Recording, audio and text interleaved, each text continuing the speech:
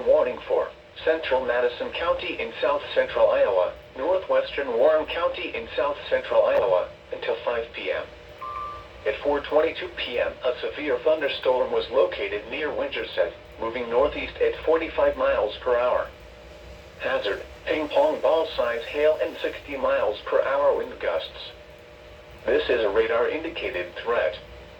The following impacts are expected. People and animals outdoors will be injured.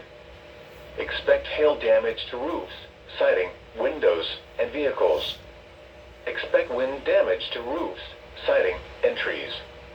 Locations impacted include Norwalk, Winterset, Avenue of the Saints Event Center, Street Charles, Martinsdale, Cumming, Patterson, St. Mary's, Bevington, Spring Hill, and Winterset Madison County Airport. This includes Interstate 35 between mile markers 51 and 64. For your protection, move to an interior room on the lowest floor of a building. A tornado watch remains in effect until 9 p.m. for south-central Iowa. Repeating, a severe thunderstorm warning has been issued until 5 p.m. for the following counties in Iowa, Madison and Warren.